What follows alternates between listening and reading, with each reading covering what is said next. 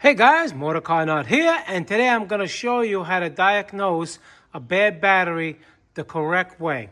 It is so funny. I made another video on a no crank, no start, and now my personal car is saying, you know what, I want to be bad too. So here we go. First thing, you want to check out that other video, you can. This one is a little different. We have lights. All right, so now when we go to start it,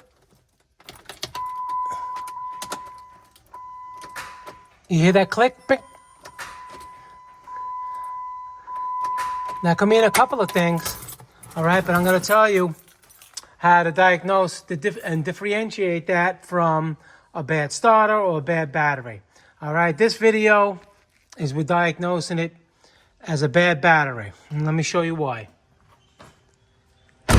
And just for reference, this truck was running yesterday. I took it out. It was no problem. Couple of things you want to do. First, really not good to have a little bit of corrosion here, but the terminals themselves are nice and tight. All right, you check that first. Make sure they're nice and tight. You have any grounds, make sure the grounds are nice and tight. All right, and one thing you can check, I have it on this battery.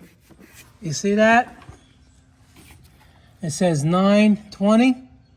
Usually it'll be on the side over here or wherever. It all depends on the battery. It's 5 years old. Batteries don't usually, their life expectancy is around 3 to 5 years. So this is at the edge. All right, and what we're gonna do is first we're gonna load test it. I'm going to use a basic load tester, cheap thing. You probably, if your grandfather, your father was a mechanic, they probably have one of these laying around. You don't have to use all those computerized ones that you don't have. If you don't have it and I'm showing you how to use it, what good is it, right? So let me go get that and we'll come back. All right, here it is. Basic little load tester. It's just simple. You just put the negative, positive to positive, negative to negative.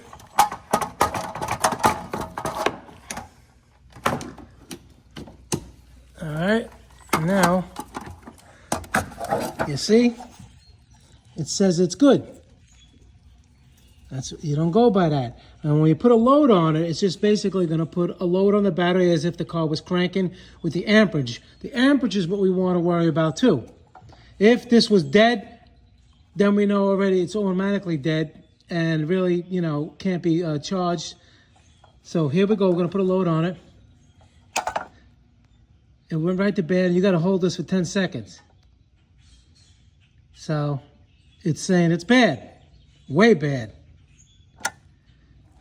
And it still creeps up into the yellow. That doesn't mean anything. It means it's the green. It's no good. So now, two things we know. The battery's old, all right, but it was just, I used it yesterday, and you could be saying the same thing. I was using it yesterday. What's going on?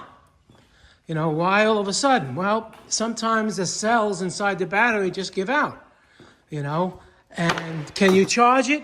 You can charge it, and it probably will start right after you pull the charger off it. Let's say you put it on there for a couple hours, but it's not going to be reliable. And you know where it's going to, when the battery's going to fail on you is at the worst times.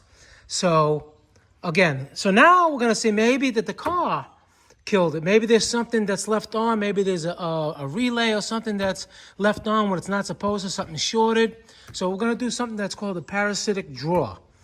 What I'm going to do, I'm going to disconnect the negative battery terminal, and I'm going to put a voltmeter set to amperage, milliamps, and we're going to see how many amps the car itself is drawing, even with the battery. Battery has a little bit of voltage, but this test should work. All right, so what I did with the multimeter, I put the red cable into the milliamp and ground, took off the negative battery terminal, put the red positive on the negative battery terminal by itself, and put the negative clip on the battery negative post. All right, now we turn it on, put it to milliamps, Now, it shouldn't be over 90. Right now it's at 18. So now let me trick it and make something go on to show you. For instance, we'll put the lights on now. We know the light is on.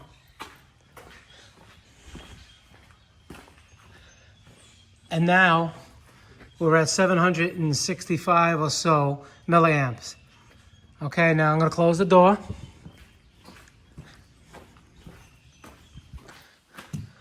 Now there's all little computers inside the car. You know, they have to rest. You got to give it a little time. See, right now we're at 7. Now let's say after, like about 5 minutes, you still got 700 milliamps. That's too much. That can kill the battery. That can be not necessarily the battery now. It could be the car killing the battery, and maybe the battery can be recharged. All right, but let's see what this case is. I have a lot of relays and everything going to the lights, the lights over here. So sometimes, okay, it went down to 5. That's still too high. And let's give it a little. That's 3. It's going. Each module is shutting down. That's still too high.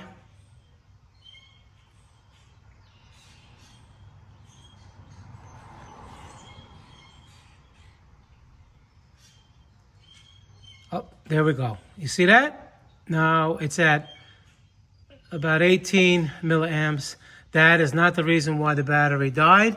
That's not the reason why overnight it clicked a little. It was like, and then that's it. There's no amper. The battery, probably one of the cells inside shorted out as soon as you put that power, and the amperage is not in the battery. It can short things out. Battery is 5 years old. We just did a load test. We know it's not the car, so now we know it's the battery. All right, that's the proper way to do it. Now, you can't do it on every car, but you can do it on most cars. Some cars have different ways of doing it. You can't really disconnect. They have battery managing systems, but high-end cars. But a lot of the newer cars, it's hard to do it on. You have to do a different procedure. You need a scan tool. But this is like 80% of the cars right now on the road. You can get away with doing something like this to get an idea. Well, you can certainly do it on any car, no matter what it is, if you disconnect the battery and do a load test. If that meter drops to bad, you could try charging it, like I said, but that, you know, it's not going to be reliable. And maybe because if you had a battery that was good, let's say it's new, and you let it die, you can probably bring it back to life. But not a battery that's 5 years old, that's been used every day, and you let it sit for like a day or two, and all of a sudden it's dead. That's not going to work. All right, guys? So hopefully that helped you out, because batteries are expensive to change. You just want to make sure you do it. Yes, you can go and they can test it for you for free, but if you're stuck at home, how are you supposed to do it? They can check your battery too. They can load test your battery, but, you know, again, it may be just good enough, or that wasn't the problem, and they're going to sell you a battery just to sell you a battery. So I just try to help you avoid that. And make sure that when the engine's running, that you have at least 14.2, 14.5, like we have here. That's telling you that the alternator is good, and the alternator can kill the battery. But before, like I just said, even though the alternator can charge the battery, when we did a load test, it should never go bad. It should never go to nothing. So the battery was bad regardless of with the alternator, but I just wanted to mention that the alternator should be charging with the engine idling, no lights on, around 14.5. With it off, it should be 12.5 and above. Motorcarnut, please subscribe, hit that like button. Any questions pertaining to this video, leave them below. I answer all my questions. Anybody has ideas for future videos, drop them in the comments. If I can make them, I will. I appreciate all the feedback and everything like that, guys, and I'll see you in the next video. Thank you very much for watching.